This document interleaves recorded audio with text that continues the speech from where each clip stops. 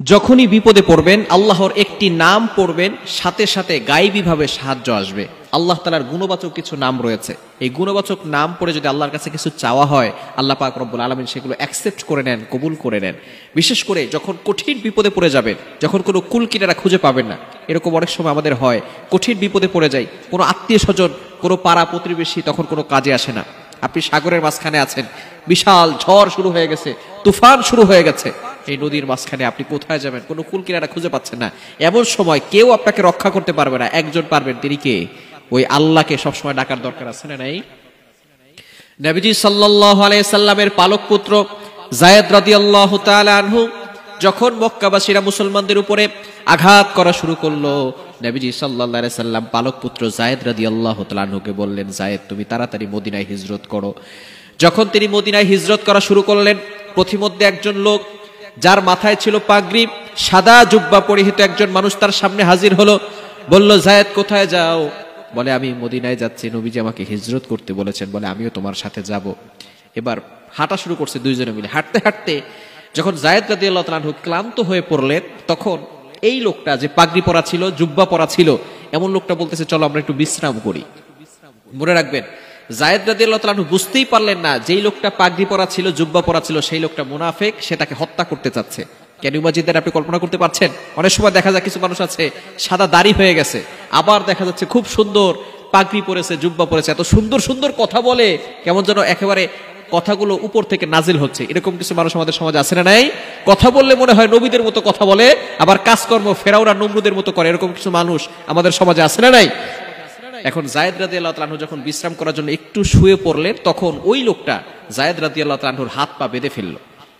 বেঁধে ফেলার পরে এখন তাকে বলতেছে, আমি তোমাকে হত্যা করব, আমি মুহাম্মদকে খুব ঘৃণা করি, তোমাকেও খুব ঘৃণা করি, তোমাকে যদি আমি হত্যা করি তাহলে মুহাম্মদ কষ্ট পাবে, তোমাকে আমি হত্যা করব।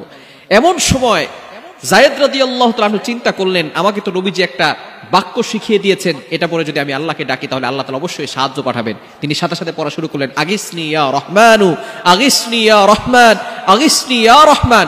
এমন সময় এই দোয়াটি বারবার পড়ার সাথে সাথে, এই আল্লাহ তাআলার গুণবাচক নামটি বারবার পড়ার সাথে সাথে আল্লাহ পাক রব্বুল আলামিন সাথে সাথে সাহায্য পাঠালেন।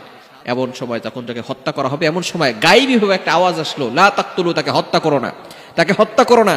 এবার লোকটা সেই গুহা থেকে একটু বের হয়েছে, দেখে কেউ নাই, গায়েবীভাবে অদৃশ্যভাবে একটা আওয়াজ এসেছে। এমন সময় সে আবারও আসছে তাকে মারার জন্য, আবার তাকে বলা হয়েছে, লা তাকতুলু, তাকে হত্যা করো না। তারপরে সে আবার যখন বের হয়েছে, এমন সময় দেখে সে আর বাহিরে বের হয় না, একটা সাদা পোশাক পরিহিত লোক এসে তরবারি দ্বারা আঘাত করে তার মাথাটাকে দ্বিখণ্ডিত করে দিয়েছে, তার শরীর থেকে মাথাকে আলাদা করে দিয়েছে। এমন সময় যায়েদ রাদিয়াল্লাহু তাআলা আনহুর যে রশিদে বেঁধে দিয়েছিল, সেই রশিটা খুলে গিয়েছে। যায়েদ রাদিয়াল্লাহু তাআলা আনহু বাহিরে বের হয়ে দেখে ওই যে তাকে হত্যা করতে চেয়েছিল সে দ্বিখণ্ডিত হয়ে আছে। তাকে জিজ্ঞেস করা হলো, আপনি কে? তিনি বলতেছেন, আনা জিব্রাইল, আমি হলাম জিব্রাইল। বলেন সুবহানাল্লাহ। যখন তুমি কঠিন বিপদে পড়েছো আর আল্লাহকে বলেছো, আগিসনি ইয়া রহমান, হে রহমান আমাকে সাহায্য করো, এমন সময় আমি সিদরাতুল মুনতাহায় ছিলাম। আল্লাহ পাক রব্বুল আলামিন আমাকে আদেশ করেছেন, জিব্রাইল তাড়াতাড়ি যাও, আমার বান্দা যায়েদ বিপদে পড়ার সাথে সাথে আমি আল্লাহকে স্মরণ করেছে, তুমি জিব্রাইল তাড়াতাড়ি যাও, আমার বান্দাকে এই বিপদ থেকে হেফাজত করো। এজন্য কঠিন বিপদে পড়েছেন, কেউ নাই, এমন সময় আপনি আল্লাহর কাছে দোয়া করবেন, আগিসনি ইয়া রহমান, আগিসনি ইয়া রহমান। দেখবেন অবশ্যই আল্লাহর পক্ষ থেকে সাহায্য আসবে।